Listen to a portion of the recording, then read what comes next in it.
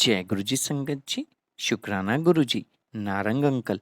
Channel को share करें और सब्सक्राइब करें। संगत जी, आज हम गुरु जी की आज्ञा से लीना जैन आंटी जी के श्रीमुख से श्री शिव महापुराण श्रृंखला के भाग 181 में वायव्य संहिता के उत्तरखंड में 39वें और 40वें अध्याय का श्रवण करेंगे। चलिए प्रारंभ करते हैं। जय गुरु जी। जय गुरु जी संगत जी। गुरु जी महाराज की असीम कृपा और आशीर्वाद से आज हम श्री शिव महापुराण की वायव्य संहिता उत्तरखंड के 39वें अध्याय की वांछना प्रारंभ करने जा रहे हैं। ओम नमः शिवाय, शिव जी सदा सहाय। ओम नमः शिवाय, गुरु जी सदा सहाय। ध्यान और उसकी महिमा, योग धर्म तथा शिव योगी का महत्व, शिव भक्त या शिव के लिए प्राण देने अथवा शिव क्षेत्र में मरण से तत्काल मोक्ष लाभ का कथन। उपमन्यु कहते हैं, श्री कृष्ण श्री कंठनाथ का स्मरण करने वाले लोगों के संपूर्ण मनोरथों की सिद्धि तत्काल हो जाती है। ऐसा जानकर कुछ योगी उनका ध्यान अवश्य करते हैं। कुछ लोग मन की स्थिरता के लिए स्थूल रूप का ध्यान करते हैं। स्थूल रूप के चिंतन में लगकर जब चित्त निश्चल हो जाता है, तब सूक्ष्म रूप में वह स्थिर होता है। भगवान शिव का चिंतन करने पर सब सिद्धियां प्रत्यक्ष सिद्ध हो जाती हैं। अन्य मूर्तियों का ध्यान करने पर भी शिव रूप का अवश्य चिंतन करना चाहिए। जिस जिस रूप में मन की स्थिरता लक्षित हो, उसका बारंबार ध्यान करना चाहिए। ध्यान पहले सविषय होता है, फिर निर्विषय होता है, ऐसा ज्ञानी पुरुषों का कथन है। इस विषय में कुछ सत्पुरुषों का मत है कि कोई भी ध्यान निर्विषय होता ही नहीं। बुद्धि की ही कोई प्रवाह रूपा संतति ध्यान कहलाती है। इसलिए निर्विषय बुद्धि केवल निर्गुण निराकार ब्रह्म में ही प्रवृत्त होती है। अतः सविषय ध्यान प्रातः काल के सूर्य की किरणों के समान ज्योति का आश्रय लेने वाला है, तथा निर्विषय ध्यान सूक्ष्म तत्व का अवलंबन करने वाला है। इन दो के सिवा और कोई ध्यान वास्तव में नहीं है, अथवा सविषय ध्यान साकार रूप स्वरूप का अवलंबन करने वाला है, तथा निराकार स्वरूप का जो बोध या अनुभव है, वही निर्विषय ध्यान माना गया है। वह सविषय और निर्विषय ध्यान ही क्रमशः सबीज और निर्बीज कहा जाता है। निराकार का आश्रय लेने से उसे निर्बीज और साकार का आश्रय लेने से सबीज की संज्ञा दी गई है। अतः पहले सविषय या सबीज ध्यान करके अंत में सब प्रकार की सिद्धि के लिए निर्विषय अथवा निर्बीज ध्यान करना चाहिए। प्राणायाम करने से क्रमशः शांति आदि दिव्य सिद्धियां सिद्ध होती हैं। उनके नाम हैं शांति, प्रशांति, दीप्ति और प्रसाद। समस्त आपदाओं के शमन को ही शांति कहा गया है। तम अर्थात अज्ञान का बाहर और भीतर से नाश ही प्रशांति है। बाहर और भीतर जो ज्ञान का प्रकाश होता है, उसका नाम दीप्ति है, तथा बुद्धि की जो स्वस्थता अर्थात आत्मनिष्ठा है, उसी को प्रसाद कहा गया है। बाह्य और आभ्यंतर सहित जो समस्त करण हैं, वे बुद्धि के प्रसाद से शीघ्र ही प्रसन्न अर्थात निर्मल हो जाते हैं। ध्याता, ध्यान, ध्येय और ध्यान प्रयोजन, इन चार को जानकर ध्यान करने वाला पुरुष ध्यान करे। जो ज्ञान और वैराग्य से संपन्न हो, सदा शांत चित्त रहता हो, श्रद्धालु हो और जिसकी बुद्धि प्रसाद गुण से युक्त हो, ऐसे साधक को ही सत्पुरुषों ने ध्याता कहा है। ध्येय चिंतायाम, यह धातु है, इसका अर्थ है चिंतन। भगवान शिव का बारंबार चिंतन ही ध्यान कहलाता है। जैसे थोड़ा सा भी योगाभ्यास पाप का नाश कर देता है, उसी तरह क्षण मात्र भी ध्यान करने वाले पुरुष के सारे पाप नष्ट हो जाते हैं।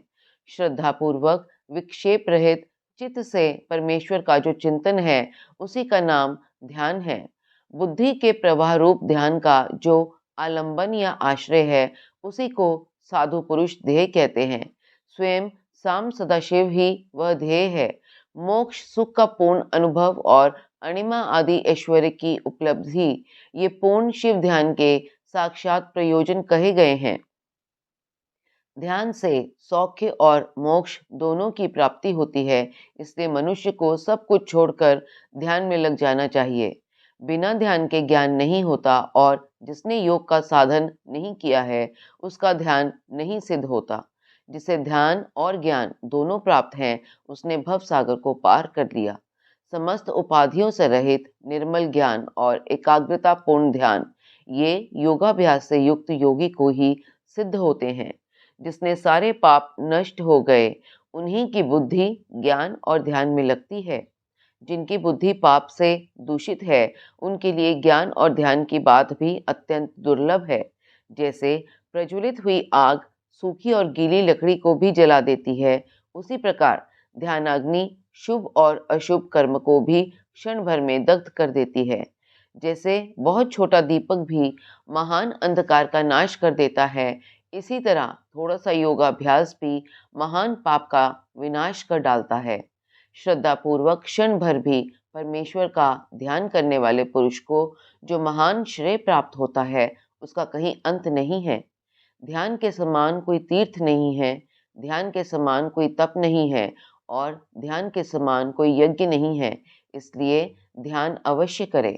अपने आत्मा एवं परमात्मा बोध प्राप्त करने के कारण योगीजन केवल जल से भरे हुए तीर्थों और पत्थर एवं मिट्टी की बनी हुई देव मूर्तियों का आश्रय नहीं लेते, अर्थात वे आत्म तीर्थ में अवगाहन करते और आत्मदेव के ही भजन में लगे रहते हैं। जैसे अयोगी पुरुषों को मिट्टी और काठ आदि की बनी हुई स्थूल मूर्तियों का प्रत्यक्ष होता है, उसी तरह योगियों को ईश्वर के सूक्ष्म स्वरूप का प्रत्यक्ष दर्शन होता है। जैसे राजा को अपने अंतःपुर में विचरने वाले स्वजन एवं परिजन प्रिय होते हैं और बाहर के लोग उतने प्रिय नहीं होते, उसी प्रकार भगवान शंकर को अंतःकरण में ध्यान लगाने वाले भक्त ही अधिक प्रिय हैं, बाह्य उपचारों का आश्रय लेने वाले कर्मकांडी नहीं। जैसे लोक में ये देखा गया है कि बाहरी लोग राजा के भवन में राजकीय पुरुषोचित फल का उपभोग नहीं कर पाते, केवल अंतःपुर के लोग ही उस फल के भागी होते हैं। उसी प्रकार यहाँ बाह्य कर्मी पुरुष उस फल को नहीं पाते जो ध्यान योगियों को सुलभ होता है। ज्ञान योग की साधना के लिए उद्यत हुआ पुरुष यदि बीच में ही मर जाए, तो भी वह योग के लिए उद्यत करने मात्र से रुद्र लोक में जाएगा। वहाँ दिव्य सुख का उपभोग करके वह फिर योगियों के कुल में जन्म लेगा और पुनः ज्ञान योग को पाकर संसार सागर को लांघ जाएगा।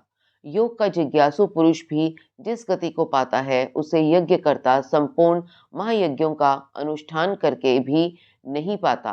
करोड़ों वेद वेता द्विजों की पूजा करने से जो फल मिलता है, वह एक शिव योगी को भिक्षा देने मात्र से प्राप्त हो जाता है।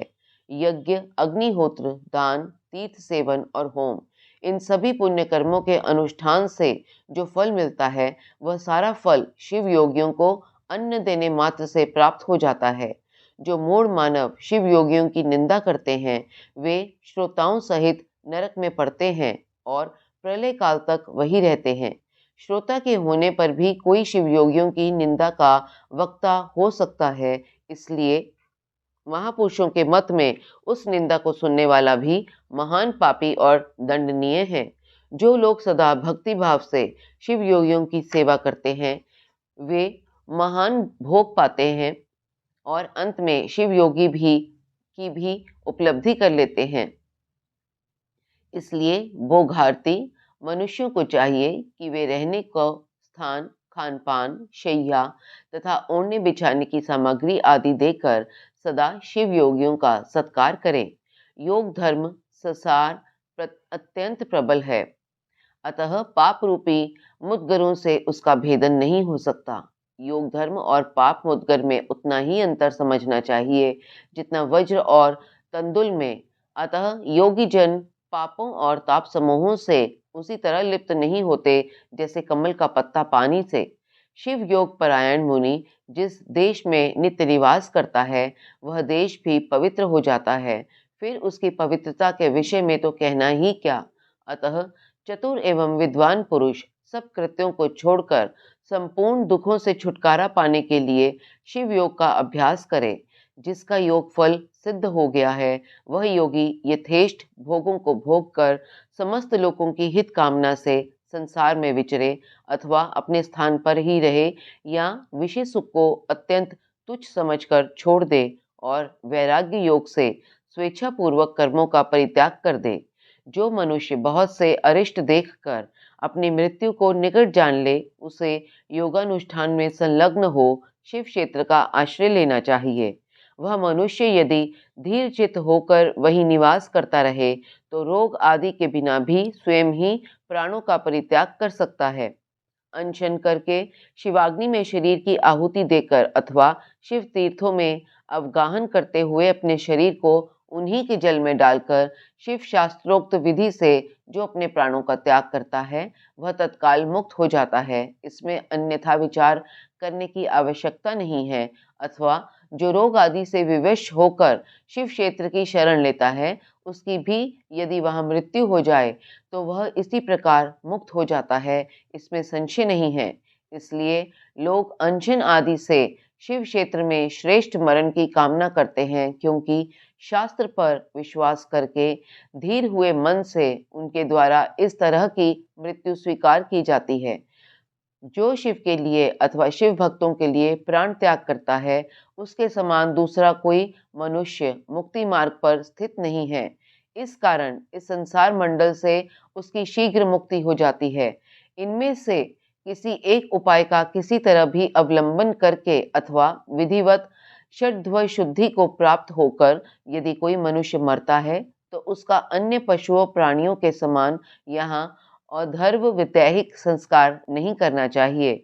विशेषतः उसके पुत्र आदि को उसके मरने से अशौच की प्राप्ति नहीं होती। ऐसे पुरुष के मृत शरीर को धरती में गाड़ दे या पवित्र अग्नि से जला दे या शिव स्वरूप जल में डाल दे अथवा काठ या मिट्टी के ढेले की भांति कहीं भी फेंक दे, सब उसके लिए बराबर है।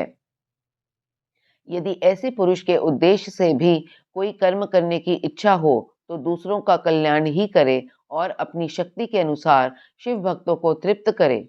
उसके धन को शिव भक्त ही ग्रहण करे। यदि उसकी संतति शिव भक्त हो, तो वह भी ग्रहण कर सकती है। यदि ऐसा संभव न हो, तो उसका धन भगवान शिव को समर्पित कर दे, परंतु उसकी पशु संतति अर्थात शिव भक्तिहीन संतान उस धन को ग्रहण न करे। संगत जी, इसके साथ ही 39वां अध्याय संपन्न हुआ। अब हम गुरु जी महाराज की कृपा और आशीर्वाद से 40वें अध्याय की व्याख्या प्रारंभ करते हैं। वायुदेव का अंतर्धान, ऋषियों का सरस्वती में अवभृत स्नान और काशी में दिव्य तेज का दर्शन करके ब्रह्मा जी के पास जाना, ब्रह्मा जी का उन्हें सिद्धि प्राप्ति की सूचना देकर मेरु के कुमार शिखर पर भेजना। सूची कहते हैं, इस प्रकार क्रोध को जीतने वाले उपमन्यु से यदुकुल नंदन श्री कृष्ण ने जो ज्ञान योग प्राप्त किया था, उसका प्रणत भाव से बैठे हुए उन मुनियों को उपदेश देकर आत्मदर्शी वायुदेव सायंकाल आकाश में अंतर्धान हो गए। तदंतर प्रातः काल नैमिषारण्य के समस्त तपस्वी मुनि सत्र के अंत में अवभृत स्नान करने को उद्यत हुए। उस समय ब्रह्मा जी के आदेश से साक्षात सरस्वती देवी स्वादिष्ट जल से भरी हुई स्वच्छ सुंदर नदी के रूप में वहां बहने लगी।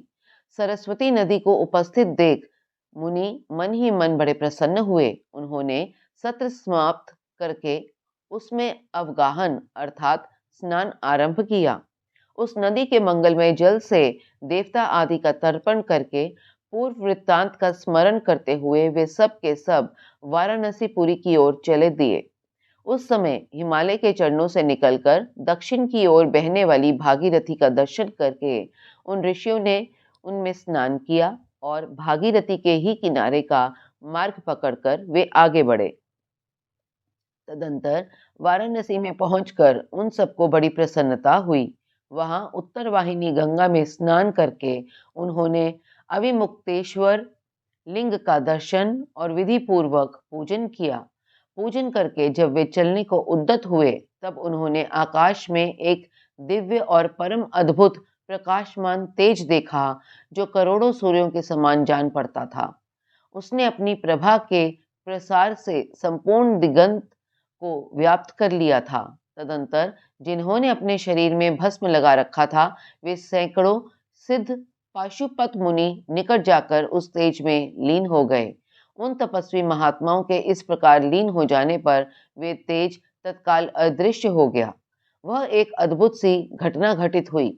उस महान आश्चर्य को देखकर वे नैमिषारण्य के निवासी महर्षि यह क्या है, इस बात को न जानते हुए ब्रह्मवन को चले गए। इनके जाने से पहले ही लोक पावन पवन देव वहां जा पहुंचे। उन्होंने नैमिषारण्यवासी ऋषियों का जिस प्रकार साक्षात्कार हुआ, जिस तरह उनसे उनकी बातचीत हुई, उन ऋषियों की शुद्ध बुद्धि जिस प्रकार पार्षदों सहित शाम सदाशिव में लगी थी और जिस प्रकार उन यज्ञपरायण ऋषियों का वह दीर्घकालिक यज्ञ पूरा हुआ था, ये सारी बातें जगत सृष्टा ब्रह्म योनि ब्रह्मा जी को बताईं। फिर अपने कार्य के लिए उनसे आज्ञा ले वे अपने नगर को चले गए। तदंतर अपने स्थान पर बैठे हुए ब्रह्मा जी गान की कला में परस्पर स्पर्धा रखने और विवाद करने वाले तुम्बुरु और नारद के गान जनित रस का आस्वादन करते हुए वहां मध्यस्थता करने लगे। उस समय वे गंधर्वों और अप्सराओं से सेवित हो सुखपूर्वक बैठे थे। उस वेला में किसी बाहरी व्यक्ति को वहां जाने का अवसर नहीं दिया जाता था। इसलिए जब नैमिषारण्य निवासी मुनि वहां पहुंचे, तब द्वारपालों ने उन्हें द्वार पर ही रोक दिया। वे मुनि ब्रह्म भवन में बाहर ही पार्श्व भाग में बैठ गए। इधर संगीत गोष्ठी में नारद ने तुम्बुरु की समानता प्राप्त की। तब परमेष्ठी ब्रह्मा ने उन्हें तुम्बुरु के साथ रहने की आज्ञा दी और वे पारस्परिक स्पर्धा को त्याग कर तुम्बुरु के परम मित्र हो गए। तत्पश्चात गंधर्वों और अप्सराओं से घिरे हुए नारद नकुलेश्वर महादेव को वीणा गान सुनाकर संतुष्ट करने के लिए तुम्बुरु के साथ ब्रह्म भवन से उसी प्रकार निकले जैसे मेघों की घटा से सूर्यदेव बाहर निकलते हैं। उस समय मुनिवर नारद को देखकर उन 6 कुलों में उत्पन्न हुए ऋषियों ने प्रणाम किया और बड़े आदर के साथ ब्रह्मा जी से मिलने का अवसर पूछा। नारद जी का चित्त दूसरी ओर लगा था और वे बड़ी उतावली में थे। अतः उनके पूछने पर बोले, यही अवसर है, आप लोग भीतर जाइए। यह कहते हुए वे चले गए। तदंतर द्वारपालों ने ब्रह्मा जी को उन ऋषियों के आगमन की सूचना दी। उनकी आज्ञा पाकर वे सब एक साथ ब्रह्मा जी के भवन में प्रविष्ट हुए। भीतर जाकर उन्होंने दूर से ही दंड की भांति पृथ्वी पर गिरकर ब्रह्मा जी को प्रणाम किया। फिर उनका आदेश पाकर वे ऋषि उनके पास गए और चारों ओर से उन्हें घेर कर बैठे। उन्हें वहां बैठा देख कमलासन ब्रह्मा ने उनका कुशल समाचार पूछा और बताया कि मुझे तुम लोगों का सारा वृत्तांत ज्ञात हो चुका है, क्योंकि वायुदेव ने ही यहाँ सब कुछ कहा है। अब तुम बताओ, जब वायुदेव तुम्हें कथा सुनाकर अदृश्य हो गए, तब तुमने क्या किया? देवेश्वर ब्रह्मा के इस प्रकार पूछने पर उन मुनियों ने अभृत स्नान के पश्चात गंगा तीर्थ में जाने, वाराणसी की यात्रा करने, वहां देवेश्वरों द्वारा स्थापित शिवलिंगों और अविमुक्तेश्वर लिंग के भी दर्शन पूजन करने, आकाश में महान तेजः पुंज के दिखाई देने, कतिपय महर्षियों के उसमें लीन होने तथा फिर उस तेज के अदृश्य हो जाने की सब बातें ब्रह्मा जी से विस्तार पूर्वक उन्हें बारंबार प्रणाम करके कहीं। साथ ही यह भी बताया कि हम अपने मन में बहुत विचार करने पर भी उस तेज को ठीक ठीक जान न सके। मुनियों का कथन सुनकर विश्व सृष्टा चतुर्मुख ब्रह्मा ने किंचित सर हिलाकर गंभीर वाणी में कहा, महर्षियों, तुम्हें परम उत्तम पारलौकिक सिद्धि प्राप्त होने का अवसर आ रहा है।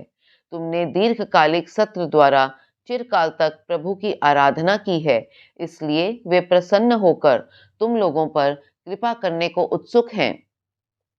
उस तेजः पुंज के दर्शन की जो घटना घटित हुई है, उससे यही बात सूचित होती है। तुमने वाराणसी में आकाश के भीतर जो दीप्तिमान दिव्य तेज देखा था, वह साक्षात ज्योतिर्मय लिंग ही था। उसे महेश्वर का उत्कृष्ट तेज समझो। उस तेज में श्रौत और पाशुपत व्रत का पालन करने वाले मुनि, जो स्वधर्म में पूर्णतः निष्ठा रखने वाले थे और अपने पाप को दग्ध कर चुके थे, लीन हुए हैं। लीन होकर वे स्वस्थ एवं मुक्त हो गए हैं। इसी मार्ग से तुम्हें भी शीघ्र ही मुक्ति प्राप्त होने वाली है। तुम्हारे देखे हुए उस तेज से यही बात सूचित होती है। तुम्हारे लिए ये वही समय दैववश स्वयं उपस्थित हो गया है। तुम मेरु पर्वत के दक्षिण शिखर पर, जहाँ देवता रहते हैं, जाओ। वहीं मेरे पुत्र सनत कुमार, जो उत्कृष्ट मुनि हैं, निवास करते हैं। वे वहां साक्षात भूतनाथ नदी के आगमन की प्रतीक्षा में हैं।